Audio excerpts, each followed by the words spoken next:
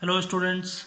सो देखिए, आज हम लोग देखने जा रहे हैं मोनोमियल्स की मल्टीप्लाई मोनोमियल्स से। ठीक है, बेसिकली हम लोग वेरिएबल्स की मल्टीप्लाई या पॉलिनोमियल्स की मल्टीप्लाई शुरू करने जा रहे हैं। ठीक है, तो सबसे पहले हम लोग सीखेंगे मोनोमियल्स की मल्टीप्लाई मोनोमियल्स से कैसे होती है। जैसे यहाँ पे देखिए दो दे रखे हैं, 2 × 4x।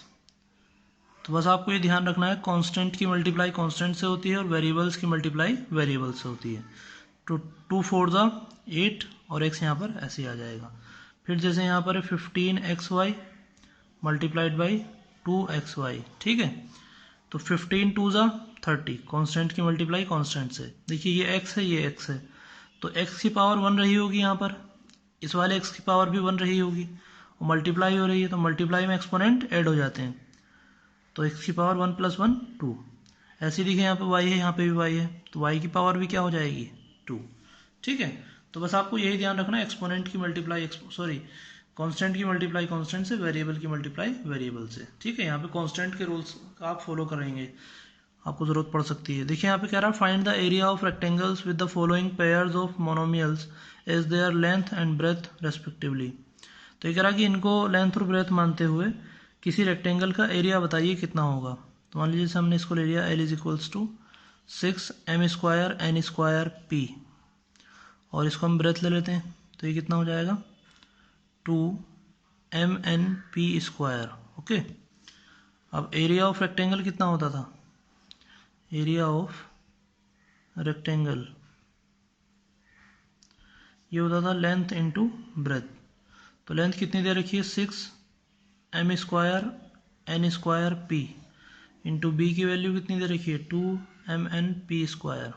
ठीक है, तो ये कांस्टेंट की मल्टीप्लाई कांस्टेंट से, 6 2 12।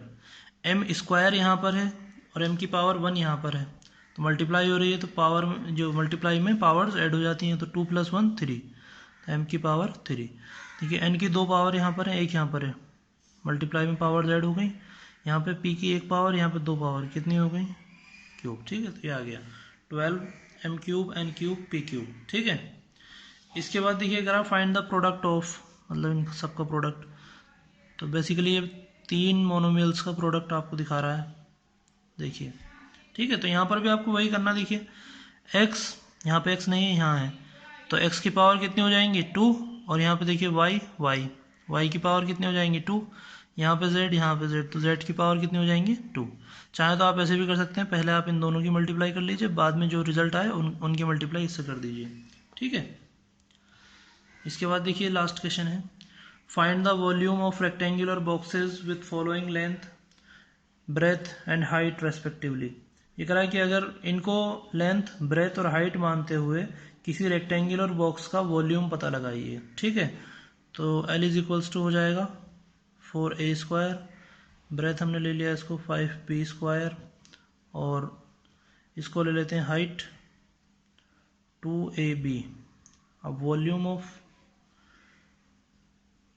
वॉल्यूम ऑफ रेक्टेंगुलर बॉक्स, यानी कोई क्यूब या क्यूबॉइड बोल के रेक्टेंगुलर बॉक्स, कितना हो जाएगा ये length into breath into height. ठीक है, लेंथ कितना हो गई 4a², ब्रेथ 5b², और हाइट 2ab। ठीक है, तो देखिए सबसे पहले कॉन्स्टेंट्स की मल्टीप्लाई कॉन्स्टेंट से, 4 5 20 और 22 40। ए की 2 पावर यहाँ पर है, यहाँ नहीं है, यहाँ पर एक और पावर है, कितनी हो गई टोटल ए की पावर 3। बी की 2 पावर यहाँ पर है, एक पावर यहाँ पर, टोटल कितनी हो गई बी की पावर 3। ठीक है, तो ये आ जाएगा 40 a³ b³। ठीक है, इसके बाद देखिए क्वेश्चन है होते हैं कि find the product of x² into -2xyz into xy²। इनका प्रोडक्ट पता लगाइए, फिर अपने आंसर को वेरीफाई कीजिए। Also verify the result when x = 2, y = 1 and z = 3। तो अपने जो आंसर आएगा उसको वेरीफाई भी कीजिए ये वैल्यूज़ रखकर। ठीक है, तो देखिए इसको कैसे करते हैं।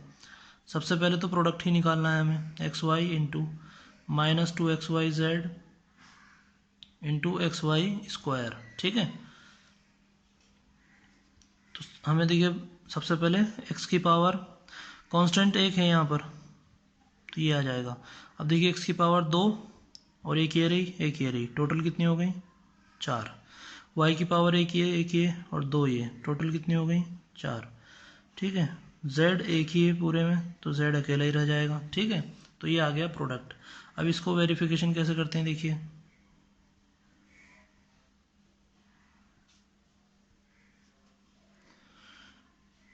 वेरिफिकेशन के लिए कुछ इस तरह से इनको लिखते हैं, x² y into -2xyz into XY² equals to क्या आया था, -2x की पावर 4 y की पावर 4 z। ठीक है, अब देखिए x इज इक्वल्स टू क्या दे रखा है 2, तो हर जगह आप x इज इक्वल्स टू 2 लिख देंगे। y इज इक्वल्स टू क्या दे रखा है 1।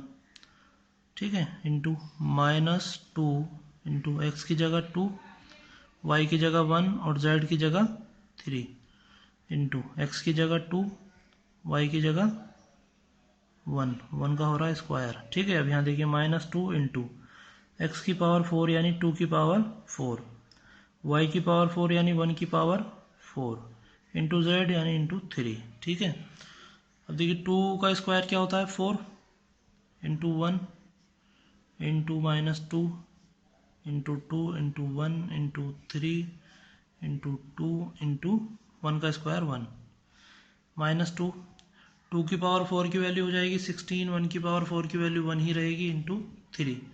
ठीक है, इसके बाद देखिए 4 1 ज़ा 4, 4 2 ज़ा 8, 8 2 ज़ा 16, 16 1 ज़ा 16, 16 3 ज़ा 48, 48 2 ज़ा 96, 96 1 ज़ा 96,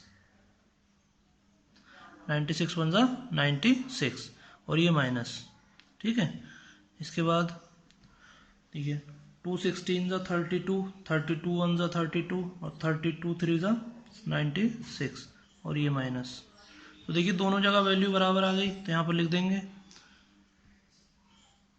LHS इक्वल्स टू RHS, यानी ये प्रूव हो गया कि हमारा आंसर ठीक था, वरना दोनों जगह वैल्यू बराबर नहीं आती। अगर आंसर गलत होता तो दोनों जगह वैल्यू बराबर नहीं आती। ठीक है, तो इसके बाद आप लोग कुछ क्वेश्चंस कीजिए और आज के लिए बस इतना ही। Thank you very much and good luck to you all, bye.